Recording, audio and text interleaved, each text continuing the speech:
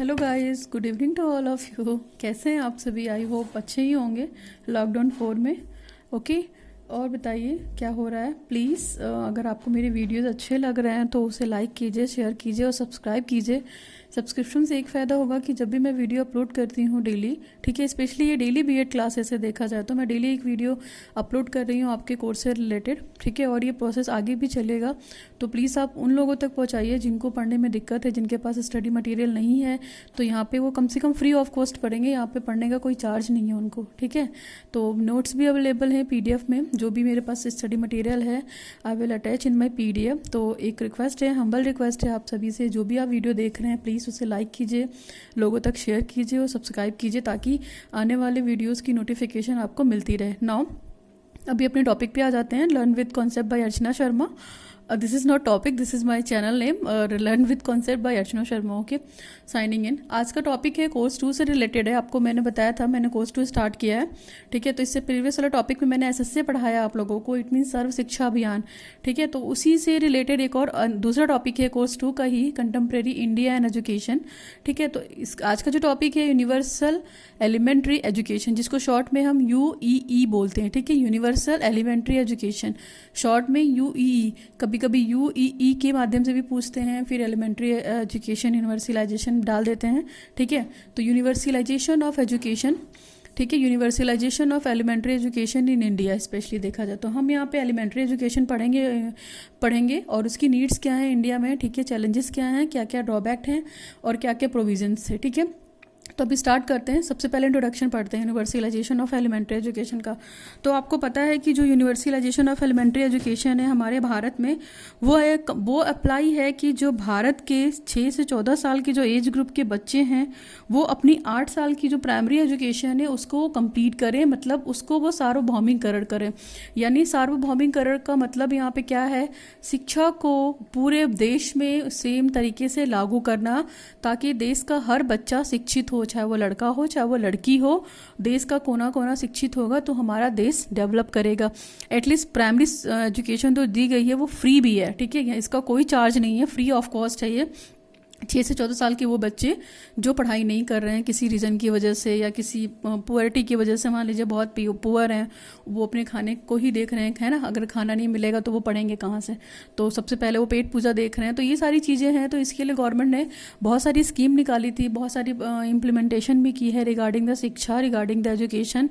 तो उनके माध्यम से जो ये प्राइमरी शिक्षा है हमारी, एलिमेंट्री एजुकेशन जिसको हम बोल रहे हैं, वो कम से कम 6 से 14 साल के जो बच्चे हैं उनके लिए फ्री कर दी है, ठीक है। चाहे वो रिच हो चाहे वो पुअर हो, किसी भी बैकग्राउंड से बिलोंग करते हैं, वो सभी के लिए फ्री ऑफ कॉस्ट है, ठीक है। चाहे वो मेल चाइल्ड हो चाहे फीमेल चाइल्ड हो, चाहे गांव का बच्चा हो या शहर का बच्चा हो, किसी भी प्लेस से बिलोंग करता हो, उसके लिए फ्री कंपलसरी एजुकेशन कर दी गई है, ठीक है, at the age group up to 6 to 14 years age now, है ना। इसी के बारे में हम बात करते हैं कि क्या क्या डिफ़िकल्टीज आती हैं, क्या क्या चीज़ें होती हैं।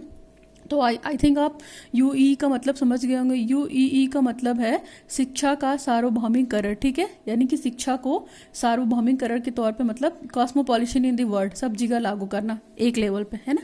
किसी के लिए भी उसमें डिस्क्रिमिनेशन नहीं है, चाहे वो अमीर हो चाहे वो गरीब हो। इसको कंटिन्यू करते हैं। नाउ मैंने थोड़ा सा आपको इंट्रोडक्शन दिया, तो अब पूछते हैं, देखते हैं इसकी क्या क्या एलिमेंट्री एजुकेशन हो सकती है। तो must be provided elementary education to the 6 to 14 years age of group in some of the advance countries. जिससे अगर हम बात करते हैं कुछ एडवांस कंट्रीज हैं, ठीक है, जो डेवलप्ड कंट्री हैं, तो वहाँ पे क्या होता है, कोई फीस नहीं ली जाती है, बुक भी फ्री दी जाती है, उनको स्टेशनरी फ्री दी जाती है, मिड डे मील वगैरह चलाया जाता है और स्कूल का ट्रांसपोर्ट भी चलाया जाता है, ठीक है। जिसके माध्यम से क्या होते हैं, वहाँ पे वो बच्चे आ जाते हैं कि जब फीस नहीं देनी है हमें, ड्रेस का पैसा नहीं देना है, बुक का पैसा नहीं देना है, स्टेशनरी भी फ्री है, इवन हमें मिड डे मील की भी प्रोविज़न है वहाँ पे और ट्रांसपोर्ट भी फ्री है। तो ये सारी चीज़ें मिल रही हैं, तो वहाँ पे भी यूनिवर्सलाइजेशन एजुकेशन जो है वो पूरी तरीके से लागू है और कुछ हद तक बेनिफिट भी है। लेकिन अगर हम जैसे डेवलपिंग कंट्री की बात करते हैं जो कि इंडिया है, but in India developing country like India, ठीक है, तो इनके पास इतना पॉसिबल प्रोविज़न नहीं होता है कि वो हर चीज़ को फ्री कर सके, ठीक है। लेकिन हाँ, कोशिश ज़रूर की है, मतलब भारतीयों ने या भारत में जितने भी ये शिक्षाविद रहे हैं, जितने भी मतलब स्कॉलर्स रहे हैं, एजुकेशनल स्कॉलर्स रहे हैं, उन्होंने शिक्षा में सुधार लाने के लिए यही सबसे पहले अगर देखा जाए तो जीपी गोखले थे, जिन्होंने 1910 में ये प्राइमरी शिक्षा का प्रस्ताव रखा था। आपको रिमाइंडर के लिए बता दूं मैं, जीपी गोखले थे। तो ये भी जीपी गोखले इन्होंने एक बिल दिया था 1910 में, है ना। तो 1910 में ही इन्होंने सबसे पहले यही बात की थी कि जो प्राइमरी एजुकेशन है, प्राइमरी लेवल की जो एजुकेशन है वो फ्री कर दी जाए। कि इनके लिए कम से कम 6 से 14 साल के जो बच्चे हैं इस एज ग्रुप के लिए ये चीज़ फ्री कर दी जाए। तो ये आपके नॉलेज के लिए था, ठीक है। सबसे पहले इन्होंने ये बिल पास कराया था, ठीक है। इस बिल पे काफ़ी बहस भी हुई थी। उसके बाद ये बिल आगे जाकर 2010 के बाद ही लागू हुआ है, तभी से प्राइमरी शिक्षा के बारे में थोड़ी सी बात की गई है, ठीक है। तो अभी हम बात करते हैं अपने यूईई की। तो आपको पता है कि इंडिया डेवलपिंग कंट्री है, लेकिन उन्होंने भी कोशिश की है कुछ स्टेजेस को कंप्लीट करने की, जैसे उनकी ट्यूशन फीस हो गई, किस स्टेट से रन करते हैं, लोकल बॉडी क्या है ना, ये सारी स्कूल में, फिर अदर फैसिलिटी को भी देने का प्रोविज़न किया। यानी कि कुछ हद तक फीस तो फ्री कर दी है, ड्रेसेस वगैरह मिल जाती हैं, मान लीजिए स्टेशनरी मिल जाती हैं, ये सारी चीज़ें उनको अवेलेबल कराई जाती है। तो अगर देखा जाए तो मतलब जैसे अगर हम इंडिया की बात करते हैं एडवांस कंट्री की, तो इंडिया तो एडवांस कंट्री है ही है, होती जा रही है, डेवलपिंग कंट्री है, डेवलप करेगी आगे और हो भी जाएगी डेवलप, ठीक है। लेकिन उसके लिए यही है कि देश की जो सभी बालक बालिकाएं हैं या लड़का लड़की हैं, मेल फीमेल हैं, कम से कम प्राइमरी एजुकेशन जो उनको मिल रही है फ्री में, उसको वो अचीव करें, उस गोल को कंप्लीट करें, ठीक है। भारत का ये गोल था कि कम से कम हमारा जो प्राइमरी शिक्षा है वो मतलब 6 से 14 साल के बच्चों के लिए, सभी के लिए कंप्लीट हो सके, मतलब सभी ले सके उसको। जब किसी चीज़ का कोई चार्ज नहीं है तो उसको लेने के लिए क्या है। तो वही यूईई को कंप्लीट करने के लिए बहुत सारे प्रोविजंस हमारे इंडिया में भी चले, जैसे मिड डे मील का कॉन्सेप्ट आया था। तो मिड डे मील इसलिए इंडिया में लागू किया गया था कि कम से कम अगर उन बच्चों को खाना नहीं मिल रहा है तो वो खाने के माध्यम से ही आएँ और स्कूल में अपने एनरोलमेंट को दें, यानी कि अपना रजिस्ट्रेशन कराएं, है ना। इस तरह की चीज़ों के लिए भी मिड डे मील लागू किया गया था। फिर एसएसए भी लागू किया गया था सर्व शिक्षा अभियान में, ठीक है। तो यूनिवर्सलाइजेशन में ये भी देखा गया था कि जो मान लीजिए प्रोविज़न है, तो जैसे बच्चे हैं बहुत दूर है, स्कूल नहीं आ रहे, तो उनके लिए साइकिल वगैरह प्रोवाइड कराया गया था। उनके लिए कुछ ट्रांसपोर्ट फैसिलिटी भी मतलब वहाँ पे सॉर्ट आउट कराई थी कि कम से कम इनके माध्यम से भी बच्चे स्कूल में आएँ और अपने आप को इनरोल करें और अपने आप को वहाँ पर प्रोवाइड करें, फिर रिटेंशन करें, ये सारी चीज़ें कम से कम अपनी 8 साल की शिक्षा को कंप्लीट करें। तो ये तो था हमारा यूईई का इंट्रोडक्शन। अभी हम बात करते हैं मीनिंग। तो मीनिंग भी मैंने डिस्कस कर दिया है, फिर भी यहाँ डिस्कस कर लेते हैं। यूईई का सिंपल सा वही मीनिंग है कि 6 से 14 साल के जो जितने भी बच्चे हैं, कम से कम अपनी क्लास 1 से लेके क्लास 8 तक की जो एजुकेशन है, जब बच्चा क्लास 1 में आएगा तो उसकी एज कम से कम 6 साल होगी, उससे कम नहीं होगी, ठीक है। तो कम से कम क्लास 1 से लेकर 8 तक की जो एजुकेशन है और जो एज ग्रुप है वो 6 से 14 साल के बच्चों के लिए है। तो सभी के लिए एजुकेशन फ्री कर दी है, यही है हमारा एलिमेंट्री एजुकेशन, ठीक है। यूई, कॉन्सेप्ट ऑफ यूई, इसका मतलब है कि जो भी बच्चे हैं अपनी इस एज को कंप्लीट करते करते कम से कम चाहे वो फॉर्मल माध्यम से या नॉन फॉर्मल मीन से एजुकेशन को पूरा करें, प्राइमरी शिक्षा को कंप्लीट करें। नेक्स्ट है हमारा elementary education involve the 3 years stages, ठीक है। तो 3 years की स्टेजेस हैं इसमें। Universalization of provision in the sense की 3 स्टेजेस हैं। अभी स्टेजेस को हम आगे डिस्कस करेंगे। देखो 3 स्टेजेस में सबसे पहला प्रोविजन है, दूसरा एनरोलमेंट है और तीसरा जो है जो रिटेंशन है। तो प्रोविजन, एनरोलमेंट, रिटेंशन को हम आगे डिटेल में पढ़ेंगे कि क्या है ये, ठीक है। फिर it is universally accepted that the provision of you is true in index of the general economic, political and social development of a country. देखिए अगर यूई के गोल को हम अचीव कर लेते हैं तो जाहिर सी बात है, आपको पता है जनरली हमारी आर्थिक स्थिति बहुत अच्छी हो जाएगी, हमारी राजनीतिक स्थिति बहुत अच्छी हो जाएगी, सोशल डेवलपमेंट हमारे कंट्री का बहुत अच्छा हो जाएगा। क्यों? क्योंकि हमारे देश के युवा शिक्षित होंगे, कम से कम प्राइमरी लेवल तक तो शिक्षित होंगे, फिर आगे की एजुकेशन भी उनको कंटिन्यू कराने की कोशिश की जाएगी। तो ये तो बहुत सारे स्टेप्स हैं जो गवर्नमेंट चला रही है। तो मीनिंग ऑफ यूई। नाउ अभी हम बात करते हैं, मैंने पीछे वाले पेज पे बोला कि स्टेप्स की बात की तो 3 स्टेप्स हैं, आपको पता है। Universalization of elementary education involving the 3 stages भी कह सकते हैं आपको, और आप 3 स्टेप्स भी बोल सकते हैं। तो सबसे पहला स्टेप्स है, देखिए स्टेप्स ऑफ यूई में देखते हैं हम। सबसे पहला स्टेप है हमारा यूनिवर्सलाइजेशन ऑफ प्रोविजन। तो इसका मतलब ये था कि जो भी बच्चे स्कूल में आ रहे हैं, ठीक है, मान लीजिए उनको जो भी फैसिलिटी मिल रही है चिल्ड्रन को, जो कि 6 से 14 साल के बच्चे हैं, हमारे देश के बच्चे हैं, तो उनको ये ध्यान दिया गया था कि जो स्कूल हो कम से कम वॉकिंग डिस्टेंस पे हो, 1 या 1.5 किलोमीटर से ज़्यादा दूर ना हो, है ना। बहुत ज़्यादा दूर होगा तो बच्चे को आने में दिक्कत होगी और वो पहले ही अपने आप को पीछे कर लेगा कि नहीं मुझे तो नहीं जाना, मैं इतना चल के नहीं जा सकता हूँ, मेरे पास और भी काम है। क्यों? क्योंकि जो फैमिली इलिटरेट है तो वो ये नहीं चाहेगी कि मेरा बच्चा उतनी दूर जाकर शिक्षा ले या ग्रहण करे। तो एक तो ये प्रोविज़न था। तो प्रोविज़न का ये मतलब था कि गवर्नमेंट में इतनी सारी फैसिलिटी इसलिए दे दी, ये प्रोविज़न सोच के दिया कि कम से कम मैक्सिमम नंबर ऑफ स्टूडेंट्स वहाँ पे आकर इन्वॉल्व होंगे, है ना। तो ये सारे बच्चे इन्वॉल्व होंगे, 6 से 14 साल के बच्चे, तो हमारा क्या होगा, एनरोलमेंट अच्छा हो जाएगा, कम से कम जितने भी बच्चे हैं वहाँ पे वो इनरोल हो जाएं। तो नेक्स्ट है हमारा प्रोविज़न में। तो ये प्रोविज़न में उन्होंने सारी फैसिलिटी दे दी है, ठीक है। प्रोविज़न का मतलब ये हुआ है, प्रोविज़न में सारी फैसिलिटी दे दी है। स्कूल जो सिचुएटेड है वो कितना है, बच्चे की 1 या 1.5 किलोमीटर मतलब कि घर की बाउंड्री के उधर है, ठीक है, 1 या 1.5 किलोमीटर है जहाँ पे वो पैदल भी जा सकता है, ठीक है। और जितनी फैसिलिटी हैं, जैसे प्रोवाइडेड कंसेंट की बात करते हैं, फेयर के कंसेंट की बात करते हैं, सारी चीज़ें दे दी है, ड्रेस फ्री दे दी है, स्टेशनरी फ्री दे दी है, मिड डे मील भी स्टार्ट कर दिया है ना, कि खाना भोजन पानी सारी चीज़ें वो आपको स्कूल में मिल रही हैं, तो आप क्यों नहीं आएंगे, ठीक है। पर्पस क्या है नहीं आने का, ठीक है। तो अभी देखते हैं दूसरा, हम देखते हैं दूसरा हमारा है यूनिवर्सलाइजेशन ऑफ एनरोलमेंट। एनरोलमेंट का मतलब है नामांकन। तो यहाँ पे उन्होंने ये कहा था कि जो भी 6 से 14 साल के बच्चे हैं, कम से कम उनका नामांकन जरूरी हो, ठीक है। उस नामांकन से क्या होगा, एक रिकॉर्ड बनेगा और रिकॉर्ड के माध्यम से हम जान पाएंगे कि कितने बच्चे इनरोल हो रहे हैं और कितने बच्चे आगे जाकर उस एजुकेशन को छोड़ रहे हैं या कितने बच्चे कंटिन्यू कर रहे हैं। और दूसरी चीज़, एनरोलमेंट से हमें एक फ़ायदा मिलना था कि प्राइमरी एजुकेशन कितने लोगों तक पहुँच रही है, ठीक है ना।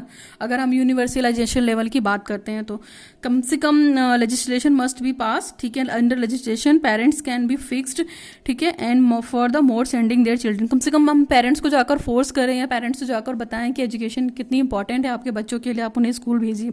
तो ये तो हमारा था एनरोलमेंट था प्रोविज़न का, ठीक है। प्रोविज़न के बाद एनरोलमेंट हो गया, ठीक। नेक्स्ट है हमारा रिटेंशन। तो रिटेंशन का मतलब है क्या, स्थित होना या आके रिटेन करना। जैसे हमने क्लास फर्स्ट में मान लीजिए एडमिशन ली और हमें क्लास तक 8 तक की एजुकेशन कंप्लीट करनी है, तो हम फर्स्ट से लेकर 8th क्लास तक कंटिन्यू स्कूल की शिक्षा को ग्रहण कर सके, ये होता है रिटेंशन। तो by this mean that one child join an elementary school. मान लीजिए एक बच्चा है जो क्लास 1 में एडमिशन लेता है, ठीक है, but he should remain till there he completes 8 classes. लेकिन वो अपनी 8 क्लासेस को कंप्लीट नहीं करता है और अपनी स्कूल को बीच में ही छोड़ देता है। उसको ये लगता है कि हम पढ़ के क्या करेंगे 8 साल तक, ठीक है, इससे अच्छा हम कुछ अपनी अर्निंग कर लेंगे। उसके पीछे बहुत बड़ा फैमिली बैकग्राउंड भी होता है कि फैमिली इलिटरेट होती है तो बच्चों को पढ़ाने के लिए सपोर्ट नहीं करती है। तो वो बच्चा भी उसके दिमाग में यही आया, तो उसने 2-4 साल पढ़ा, 3 साल पढ़ा, उसके बाद उसके दिमाग में ये आइडिया आ गया कि हम इस चीज़ को छोड़ देते हैं। तो वहाँ पे क्या हुआ, हमारी जो रिटेंशन का मतलब है यूनिवर्सलाइजेशन का, वो ऑटोमेटिक कम हो गया ना। अनफॉर्चुनेटली अगर देखा जाए हमारे भारत में तो 55% जो एडमिशन लेते हैं बच्चे, ठीक है, 55% of the all first admission leaves the primary school before complete. तो आप खुद सोचिए कि 55% वो बच्चे जो छोड़ देते हैं अपनी शिक्षा को, ठीक है, इस लेवल तक आते आते, यानी कि क्लास 1 में अगर उन्होंने एडमिशन लिया है तो क्लास 8 तक आते आते इस चीज़ को वो छोड़ देंगे, ठीक है, और छोड़ने के बाद ये सारी चीज़ें कंप्लीट करेंगे। तो आप खुद सोचिए कि 55% बच्चे छोड़ते हैं, तो रिटेंशन पॉलिसी नहीं रही। हमने एनरोल तो कर लिया पूरे 100 मतलब 99 तक हमने एनरोल कर लिया, उसके बाद लास्ट में अल्टीमेटली क्या 55% तो वैसे ही निकल जाते हैं, तो बचता कितना हमारे पास, ठीक है। तो 45 के अराउंड भी नहीं बचता, 46 के अराउंड भी नहीं बचता। तो ये सारी चीज़ें जो हैं, चाहे वो किसी भी रीज़न की वजह से स्कूल छोड़ देते हों, ठीक है। तो हम यही बात करते हैं कि जब 55% स्टूडेंट निकल जाएंगे तो बचेंगे कितने, 45 अराउंड। तो यूनिवर्सलाइजेशन का कॉन्सेप्ट तो अच्छा है, बहुत अच्छा है कि प्रोविज़न कराइए, फिर एनरोलमेंट दीजिए आप बच्चों को, फिर लास्ट तक रिटेंशन कराइए। बट ये रिटेंशन लास्ट तक हो नहीं पाता है, इतने सारे बच्चे स्किप कर जाते हैं, तो लीव कर जाते हैं स्कूल को। तो ये भी बहुत बड़ा एक ड्रॉबैक है, ठीक है। अभी हम बात करते हैं प्रोसेस क्या है। प्रोसेस इन द सेंस की एलिमेंट्री एजुकेशन को हम किस तरीके से डिनोट कर सकते हैं। तो हमारा एसेस क्या है, हमारा मेन एसेस यही है कि हम जो यूनिवर्सल लेवल पे प्रोविज़न है एलिमेंट्री एजुकेशन का, ठीक है, उसको एनरोल करें maximum number of children. Enrolment हम बहुत ज़्यादा से ज़्यादा बच्चों का करें जिनकी एज ग्रुप वही 6 से 14 साल हो, ठीक है, पूरे अक्रॉस दी वर्ल्ड जितने भी हैं, ठीक। इसके बाद it should be any discrimination, और उन बच्चों को किसी भी मतलब मान लीजिए किसी भी कास्ट के हिसाब से या प्लेस के हिसाब से या सेक्स रिलीजन के हिसाब से या सोशियो इकोनॉमिक स्टेटस के हिसाब से डिस्क्रिमिनेट नहीं करेंगे। हमने ये पॉलिसी भी वहाँ पे ख़त्म कर दी है, ठीक है, ताकि बच्चे मैक्सिमम नंबर में एनरोल हो सकें, ठीक है। इसका सक्सेस क्या है हमारा, सक्सेस इन द सेंस कि जो हमने प्लान इम्प्लीमेंट किया था उसका मेन सक्सेस यही हुआ कि it means to providing the access the elementary education we can not claim that we have a universalization, ठीक है। तो हम ये भी नहीं कह सकते हैं कि हमें इसमें पूरी एटलीस्ट सक्सेस मिली है, हाँ, लेकिन कुछ हद तक मिली है। तो जहाँ पे मैक्सिमम नंबर ऑफ इसके लिए उन्होंने बहुत सारी चीज़ें की हैं सक्सेस के तौर पर इन द सेंस कि उन्होंने जो नंबर ऑफ टीचर्स हैं वो बढ़ाए हैं, ट्रेन टीचर्स बढ़ाए हैं। पहले क्या होता था कि पूरे स्कूल में मान लीजिए एक ही टीचर होता था और वही सारे बच्चों को देखता था। तो जाहिर सी बात है एक टीचर कितने बच्चों को हैंडल करेगा, और एक टीचर है तो उसके पास एक ही तरह की स्किल होगी, मान लीजिए पढ़ाने की स्ट्रेटजी भी वही सेम होगी, वो सारे बच्चों को कैसे ट्रीट करेगी। तो ये भी एक बहुत बड़ा ड्रॉबैक था। तो इसके लिए भी यूई का जब कॉन्सेप्ट लागू हुआ था तो बहुत कोशिश की गई थी कि ट्रेन टीचर्स को भर्ती कराया जाए, उनका रिक्रूटमेंट कराया जाए, फिर लर्निंग प्रोसेस को क्वालिटेटिव बनाया जाए, टीचिंग मटेरियल अच्छा यूज़ किया जाए, इक्विपमेंट वगैरह अच्छा हो, हमारा क्लासरूम फर्नीचर वगैरह भी अच्छा हो, ताकि एक अच्छा सा सेटअप देकर हम प्राइमरी लेवल के एजुकेशन को इंक्रीज़ कर सकें। नेक्स्ट है हमारा, कम से कम हम ये तो देखें जो स्कूल का एक मतलब है फैसिलिटेटर स्ट्रक्चर वो कैसा है, उसको सक्सेसफुल बनाने के लिए हमारे लिए टीचर ही चाहिए, टीचर के साथ साथ बच्चे चाहिए। क्यों? क्योंकि अगर मान लीजिए हम ट्रेन टीचर अपॉइंट कर लेते हैं, ठीक है, या उसका रिक्रूटमेंट कर लेते हैं, बच्चे नहीं होंगे तो वो किसको पढ़ाएगा, तो ये प्रॉब्लम भी बहुत आती है। और success is to be determined in terms of attainment of minimum level of learning, ठीक है। तो जो लेवल्स ऑफ लर्निंग है, minimum level of learning which mean most of the students would acquire most of the competencies. कम से कम हम ये तो कोशिश करें कि जो कॉम्पिटेंसी हो रहा है या कॉम्पिटेंस हो रहा है, कम से कम इसको ख़त्म किया जाए। तो इस लेवल में कुछ सक्सेस तो मिली है हमारे मतलब भारत में कि प्राइमरी एजुकेशन लेवल हम कुछ हद तक प्रमोट कर पाए हैं, बहुत सारे स्कीम्स के थ्रू, मैनेजमेंट के थ्रू या बहुत सारे प्लान के थ्रू। तो ये तो हमारा था, ठीक है, हमने कॉन्सेप्ट पढ़ा, इंट्रोडक्शन पढ़ा, मीनिंग पढ़ा, ठीक है, इसके बाद स्टेप्स भी पढ़े और प्रोसेस भी पढ़ लिया कि ये प्रोसेस भी था, ठीक है। सिग्निफिकेंस क्या है यूई का, आपको पता है कि बहुत ज़रूरी है ना। सिग्निफिकेंस की अगर हम बात करते हैं तो इट इज़ यूनिवर्सली एक्सेप्टेड, ठीक है, that the UE provisional true है, चाहे वो जनरल कास्ट के लेवल से हो, पॉलिटिकल इशू से हो या सोशल डेवलपमेंट से हो। नो डाउट कि इन सब चीज़ों का डेवलपमेंट होगा अगर यूई में सक्सेस मिलती है हमें 100%, तो ठीक है। फिर प्राइमरी एजुकेशन क्या होगी, नेशनल लेवल पर बहुत अच्छे से डेवलप हो जाएगी, है ना। जब हमारी प्राइमरी एजुकेशन कंप्लीट होगी तो हम आगे जाकर भी चीज़ों को प्रॉपर तरीके से हैंडल कर पाएंगे, और जो हमारी सोसाइटी में या हमारी कंट्री में डेवलपमेंट हो रहे हैं उसमें हम अपनी भागीदारी भी दे सकते हैं, ठीक है, बहुत सारे प्रोविज़न भी बना सकते हैं। तो अगर यूई की बात करते हैं तो UE education is needed an account of the following consider. कुछ है जो अकाउंट कंसीडर कर सकते हैं, वो बहुत सारे हैं। तो पहला है सबसे preservation and promotion of culture, ठीक है, तो हमारा कल्चर बच भी जाएगा और हमारा कल्चर प्रमोट भी हो जाएगा अगर इसका फ़ायदा होता है तो, ठीक है। फिर enrichment of lift of an individual, हर बच्चे की जो लाइफ होगी वो बहुत अच्छी हो जाएगी, एनरिच, वो लाइफ की इंपॉर्टेंस को समझ पाएंगे, है ना। नेक्स्ट हमारा promotion of values like give and take, वो अच्छी वैल्यूज़ को अडॉप्ट करना सीख जाएंगे, उनके अंदर वैल्यूज़ का एक तरीके से प्रमोशन हो जाएगा, ठीक है। और म्यूचुअल अप्रिसिएशन एंड टॉलरेंस, चीज़ों को देखना, सहना और उन्हें अच्छे से हैंडल आउट करना भी सीख जाएंगे। म्यूचुअल मतलब आपस में मिलजुल कर। नेक्स्ट है हमारा कंस्ट्रक्शन, ठीक है, constructive participation in political and social life. देखिए कंस्ट्रक्टिव पार्टिसिपेशन का मतलब है कि चीज़ों को कैसे बनाया जाना है, ठीक है, उसमें हर चीज़ में वो अपने आप को पार्टिसिपेट कराएंगे, ठीक है, चाहे वो पॉलिटिकल लेवल पे हो या सोशल लाइफ पे हो, ठीक है। तो ये सारी चीज़ें हैं, और भी हैं, हम और भी देख लेते हैं सिग्निफिकेंस मतलब होने से क्या क्या फ़ायदा है। Development of basic and upgraded skill, हमारी स्किल्स बहुत डेवलप हो जाएंगी, है ना, बेसिक स्किल्स जो हमारी हैं वो डेवलप हो जाएंगी। फिर इसके बाद है डेवलपमेंट ऑफ वोकेशनल एफिशिएंसी, हमारा व्यवसायीकरण हो जाएगा, यानी कि शिक्षा अगर क्लास 1 से लेकर 8 तक दी जा रही है तो उसमें कोशिश की जाए जो वोकेशनल ट्रेनिंग दी जा रही है वो भी बच्चों को दी जाए, ताकि वो और लर्निंग के साथ अर्निंग भी कर सके। जैसे गांधी जी ने बात की थी बेसिक क्राफ्ट एजुकेशन की, तो उन्होंने यही कहा था कि जो बच्चे बहुत पुअर हैं वो पार्ट टाइम में क्या कर सकते हैं, क्राफ्टिंग का काम कर सकते हैं और अपने सामान को बेचकर पैसे कमा सकते हैं। तो ये क्या हुआ, लर्निंग विद अर्निंग, ये सारी चीज़ें भी हो गई।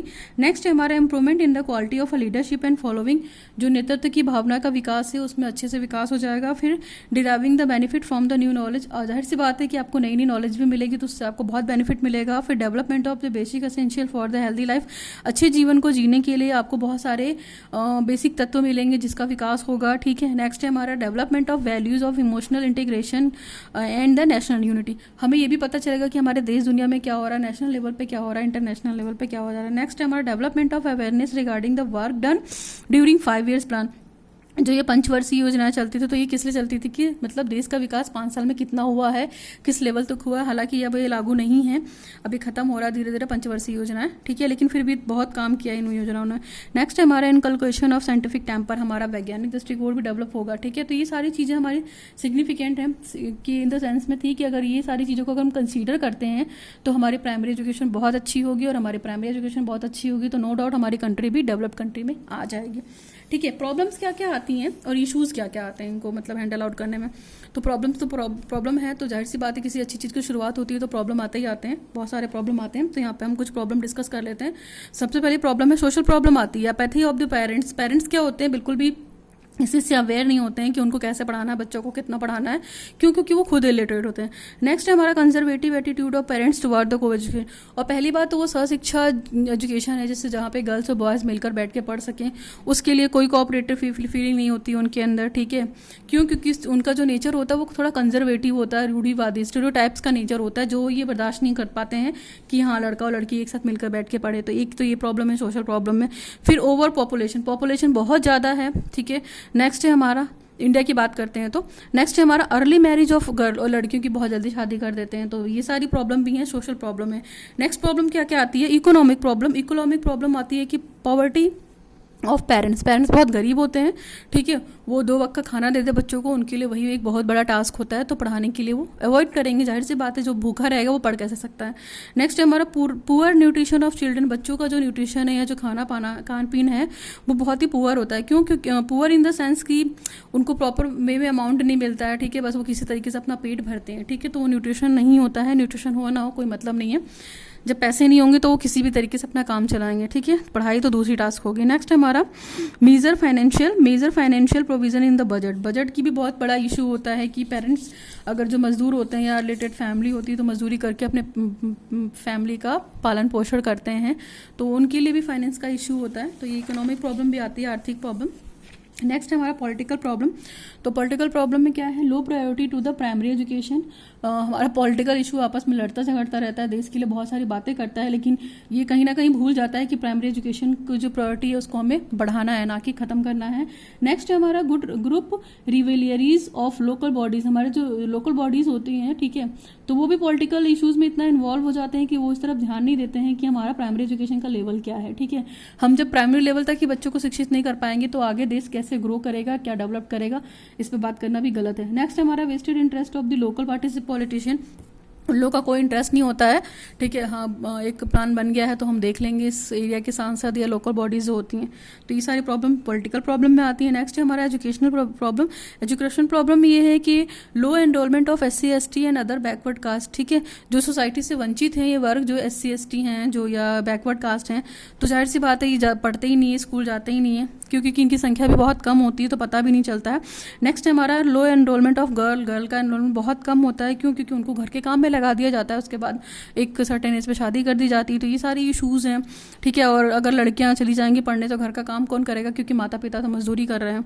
फिर लो एनरोलमेंट ऑफ डिजायरेबल चिल्ड्रन। बच्चों की डिजेबल्ड चिल्ड्रन में मतलब वो चिल्ड्रन आते हैं जो अपंग हैं, ठीक है। तो इस तरह की प्रॉब्लम भी आती है, नहीं ढूंढ पाते हैं। फिर हाई रेट ऑफ स्टैग्नेशन का मतलब है यहाँ पे कि रुकावट आ गई किस तरीके से, तो पढ़ाई छोड़ दी। फिर हाई रेट ऑफ वेस्टेज का मतलब है कि एक क्लास में एक बार फेल हो गए, फिर दूसरी बार पढ़ा, फिर तीसरी बार पढ़ा, तो ये वेस्टेज होने के कारण भी बहुत से लोग स्किप कर जाते हैं, रिटेंशन नहीं कर पाते हैं, एनरोल तो हो जाते हैं। नेक्स्ट है हमारा डिफेक्टिव करिकुलम। हमारा जो पाठ्यक्रम है बच्चों के इंटरेस्ट के अकॉर्डिंग नहीं था, ठीक है। तो इसमें भी बहुत बड़ा इशू था, जब बच्चे इंटरेस्ट लेके ही नहीं पढ़ पाएंगे तो वो जाहिर सी बात है पढ़ाई छोड़ेंगे, ठीक है। नेक्स्ट है अनइंस्पायरिंग मेथड ऑफ टीचिंग। देखिए, अनइंस्पायरिंग मेथड ऑफ टीचिंग का यहाँ पे ये मतलब है जब ट्रेन टीचर नहीं होंगे, ठीक है, उनकी लैक होगी, उनकी कमी होगी, तो भी बच्चे छोड़ेंगे क्योंकि मेथड अच्छा नहीं लगेगा पढ़ाने का, ठीक है। स्ट्रेटजी अच्छी नहीं है, बस वही डल सा बोरिंग मेथड है, तो बच्चे छोड़ देंगे, ठीक। बच्चों को अच्छा पढ़ाने के लिए अच्छा टीचिंग मेथड यूज़ करना चाहिए, तभी वो इफेक्टिवली पढ़ सकते हैं। नेक्स्ट है हमारा लैक ऑफ कॉम्पिटेंट टीचर्स की भी कमी होती है, जो कम से कम एज ए सोसाइटी लेके चल सके। तो ये सारी प्रॉब्लम भी आती हैं। नेक्स्ट प्रॉब्लम है हमारा जियोग्राफिकल प्रॉब्लम में इन एरिया इन द सेंस कि बहुत ज़्यादा मतलब स्कूल नहीं है, ठीक है। स्कूल खुला है जियोग्राफिकल एरिया पे और घर के पास में खुला हो, ये भी ज़रूरी नहीं है। फिर small and scattered habitation particularly in the tribal and the hilly area, ठीक है। जो स्कूल वगैरह हैं, अगर मान लीजिए उनका हैबिटेशन जो है पर्टिकुलर अगर ट्राइबल एरिया में कर दिया जाए, हिली एरिया में कर जाए, तो भी बहुत दिक्कत होती है ना, क्योंकि मान लीजिए तूफान या बारिश बरखा आई तो कौन जा रहा है स्कूल में, रास्ता ख़राब हो जाता है। नेक्स्ट है हमारा एडमिनिस्ट्रेटिव प्रॉब्लम, मतलब जो प्रशासन है उसकी भी बहुत समस्याएं हैं। Inequality of the educational opportunity, जाहिर सी बात है शिक्षा में हमें समानता के व्यवहार नहीं प्राप्त हैं, अधिकार असामान्यता है। फिर लैक ऑफ वुमेन टीचर्स की कमी है यहाँ पे। फिर इसके बाद failure of enforce compulsory education, जो हमारा टास्क बना हुआ है कंपलसरी एजुकेशन को फ्री है वो करने के लिए, तो ये टास्क एक तरीके से फेल है क्योंकि सक्सेस नहीं मिली है, ठीक है। Lack of suitable administration policy भी है। कोई पॉलिसी नहीं बनाई गई है एडमिशन के लिए, तो ये सारी चीज़ों में भी कमी है। ठीक, inadequate and the unattractive school building, जो स्कूल बिल्डिंग है उसका कोई स्ट्रक्चर नहीं है प्रॉपर। ठीक है, एक अट्रैक्टिव बिल्डिंग नहीं है, जो देखने में भी अच्छी नहीं लग रही है, घर की तरह खड़ा कर दिया है तो वो स्कूल नहीं लग रही है, तो एक ये भी रीज़न है। नेक्स्ट है हमारा existence of the large number of incomplete primary education. ठीक है, स्कूल जो हमारे पास, देखिए हमारे पास जो large number of primary school खुले हैं लेकिन वो हर लेवल पे इनकम्प्लीट है, उनकी एग्जिस्टेंस बिल्कुल ना के बराबर है। स्कूल बस खोल लिया है ऑन पेपर, ठीक है, ऑन पेपर खोल रखा है और ऑनलाइन दिखा दिया है, इस तरह की चीज़ें हैं, तो ये चीज़ नहीं होनी चाहिए। इसकी वजह से भी एक बैकड्रॉप है। नाउ अभी हम बात कर लेते हैं कि थोड़ी सी स्ट्रेटजीज क्या हैं, स्ट्रेटजीज या इनिशिएटिव भी कह सकते हैं फॉर अचीविंग द यूई।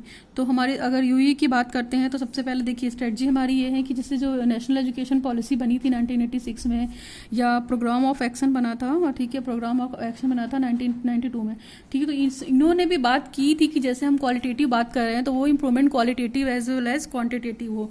ठीक है, तो प्राइमरी एजुकेशन को रीच कराना है, हमारा गोल क्या था, हमारे जो reaching the goal of UE have been initiated. तो हमारा गोल यही था कि हम यूई के माध्यम से मैक्सिमम बच्चों को क्या कराएं, प्राथमिक शिक्षा तक पहुंचने दें। ठीक है, अगर हम इंडिया की बात करते हैं, गवर्नमेंट ऑफ इंडिया, तो बहुत सारे उन्होंने स्कीम फॉलो कराई हैं, आप देख सकते हैं। सबसे पहला तो है डिस्ट्रिक्ट प्राइमरी एजुकेशन प्रोग्राम, जिसको डीपीईपी भी बोलते हैं, फिर मिनिमम लेवल ऑफ लर्निंग भी है, ठीक है, फिर इसके बाद नेशनल एलिमेंट्री एजुकेशन मिशन भी बताया उन्होंने, नीम चलाया, जिसको शॉर्ट में नीम बोलते हैं हम, नेशनल एलिमेंट्री एजुकेशन मिशन। फिर इसके बाद इन्होंने एनएफ भी बताया, नॉन फॉर्मल एजुकेशन, किसी के भी माध्यम से प्राइमरी शिक्षा कंप्लीट की जाए।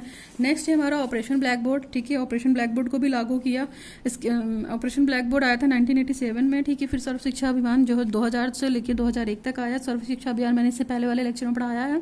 फिर टीचर एजुकेशन की भी बात की। तो ये सारे जो है ना, इनकी एक तरीके से देखा जाए कि ये स्कीम थी जिन्होंने इसको फॉलो किया, कुछ हद तक इनिशिएटिव लिया कि ये तुम्हारा अच्छा हो जाए। नेक्स्ट है हमारा टीचर एजुकेशन में, देखिए रिकंस्ट्रक्शन एंड रीऑर्गेनाइजेशन। रिकंस्ट्रक्शन का मतलब कि चीज़ों को और इम्प्रूव किया जाए, और रीऑर्गेनाइजेशन का मतलब उसको दोबारा से संगठन किया जाए, जो कमियां पहले रही हैं उस कमी को दूर किया जाए। ठीक है, नेक्स्ट है हमारा चैलेंजेस क्या हैं। चैलेंजेस बहुत सारे हैं यूई के, कि इसको कंप्लीट करेंगे तभी हमारा जो यूई का कॉन्सेप्ट है 100% सक्सेस होगा। तो फटाफट चैलेंजेस पढ़ लेते हैं। इलिटरेसी ऑफ पेरेंट्स इलिटरेट हैं, अनएम्प्लॉयबिलिटी मतलब बेरोजगार हैं। इसके बाद इकोनॉमिक कंडीशन फैमिली की अच्छी नहीं है, ठीक है, और एजुकेशन एंड पॉवर्टी यानी गरीबी और शिक्षा का साथ में नहीं हो सकता है ना। अगर वो गरीब है तो वो शिक्षित नहीं होगा, क्योंकि उसको खाना चाहिए, ठीक है, और भूखे पेट कोई नहीं पढ़ सकता। नेक्स्ट है हमारा सिंगल टीचर स्कूल। जो स्कूल है सिंगल टीचर पे बेस्ड है, तो जाहिर सी बात है वो ऑटोमेटिक खराब है। एक चैलेंज टास्क है, इसको भी कमी करना है टीचर को रिक्रूटमेंट करके। नेक्स्ट है हमारा लैक ऑफ वुमेन एजुकेशन, स्त्री शिक्षा की कमी है। फिर lack of infrastructure of school building अच्छे से नहीं बनी है, प्रॉपर वे से नहीं बनी है। फिर लैक ऑफ स्किल एजुकेशन, कौशलों का विकास नहीं है। फिर distance between the school and home काफ़ी ज़्यादा है, जिससे बच्चे पहले ही आने से मना कर देंगे, तो एनरोलमेंट कहाँ से लाएंगे वो। फिर attitude of parents and society, तो जो पेरेंट्स और सोसाइटी के बीच का एटीट्यूड है वो बहुत ही ख़राब है। ख़राब इन द सेंस कि कोई इंटरेक्शन नहीं है, कोई कम्युनिकेशन नहीं है, कम्युनिकेशन गैप है, इस तरह की चीज़ें हैं। पीटीएम वगैरह अप्लाई करके ये चीज़ें ख़त्म कर सकते हैं हम। फिर social issues and social environment of society भी बहुत बड़ा इशू है, कि मतलब हाँ अभी तक नहीं पढ़ा तो आगे जाके लड़कियाँ क्या पढ़ लेंगी और क्या कर लेंगी, है ना। सामाजिक जो वातावरण है वो ख़राब है इलिटरेसी की वजह से। फिर लैक ऑफ ट्रेन टीचर्स, हमारे पास ट्रेन टीचर्स भी नहीं है। फिर lack of investment in education, शिक्षा में इन्वेस्ट करने के लिए अच्छा फंड नहीं है। फिर lack of internship program during the local school, हमारे पास इंटर्नशिप प्रोग्राम नहीं है कि हम कम से कम छोटे छोटे ऑब्जेक्टिव बनाकर स्कूल लेवल पर उसको अचीव कर सकें, एटलीस्ट एरिया वाइज तो कर सकें, है ना। फिर budget of education, expenses of GDP on education, budget जो है बहुत ज़्यादा है लेकिन एजुकेशन में उसमें कुछ एक्सपेंशन नहीं है, ठीक है। नेक्स्ट है जॉब सिक्योरिटी ऑफ टीचर की जॉब सिक्योरिटी नहीं है, ठीक है। Border curriculum of school education, school का जो करिकुलम है वो बहुत ब्रॉड है। फिर lack of skill and art education, जहाँ पे हम केवल शिक्षा की ही बात करते तो वहाँ पे आर्ट और स्किल की बात नहीं की जाती है, यानी कि कौशल और कला दोनों एक दूसरे से संबंध रखते हैं, होनी चाहिए इस तरह की बातें, तभी बच्चे पढ़ाई के साथ साथ बहुत सारी चीज़ें सीख सकेंगे, जिसको हम को करिकुलर एक्टिविटी भी बोल सकते हैं। नेक्स्ट है हमारा lack of equipment and school labs, हमारे पास स्कूल लैब भी नहीं है, ऑपरेटर्स भी नहीं है, इक्विपमेंट्स भी नहीं है, इनकी भी बहुत कमी है, एक ये भी बहुत बड़ा चैलेंज है। Lack of creation of job, ठीक है, जॉब क्रिएट करने के लिए किसी के पास कुछ वो नहीं है, ठीक है। नेक्स्ट है gap between the school and industries, school और इंडस्ट्री के बीच में बहुत गैप है। फिर अर्ली मैरिज ऑफ चाइल्ड, बच्ची की जो बहुत जल्दी शादी कर जाती है गर्ल चाइल्ड की, ठीक है। फिर माइग्रेशन ऑफ फैमिली, फैमिली इधर उधर बिखरी रहती है कमाई के चक्कर में, ठीक है। जहाँ पे जिसको काम मिलेगा वहाँ पे जाके वो अपना फैमिली बना लेंगे, रह लेंगे, घर बना लेंगे, काम कर लेंगे, ठीक है। तो पढ़ाई से रिलेटेड नहीं है। फिर चाइल्ड लेबर एक्ट, तो ये सारी चीज़ें हैं जो एक मेजर टास्क है यूई को कंप्लीट करने का। अगर हम इन टास्क को कंप्लीट करने की कोशिश करें किसी हद तक तो 80 to 90% सक्सेस मिल सकता है हमें यूई के कॉन्सेप्ट में, ठीक है। That is more about the UE. And please like share subscribe my channel, ठीक है। लाइक करने में, शेयर करने में, सब्सक्राइब करने में आपको कोई पैसा नहीं लगेगा। इवन आपको ये सारी चीज़ें फ्री ऑफ कॉस्ट हैं यूट्यूब पे, ठीक है। तो मैंने भी छोटा सा इनिशिएटिव लिया है कि कंप्लीट करा सकूं कॉन्सेप्ट के साथ। आपको बीएड का है लेक्चर सेशन, ठीक है। बीएड क्या, ये बीटीसी वगैरह भी है, यूपीटीएटी वगैरह भी है, तो इसमें भी ये प्राइमरी यूई आता है, काफ़ी क्वेश्चन अराइज होते हैं इससे, ठीक है। तो अगर आपको आज का लेक्चर अच्छा लगा हो तो प्लीज़ इस वीडियो को लाइक कीजिए, शेयर कीजिए, सब्सक्राइब कीजिए, ठीक है। Thanks for watching the video. Signing off Archana Sharma, learn with concept. Thanks.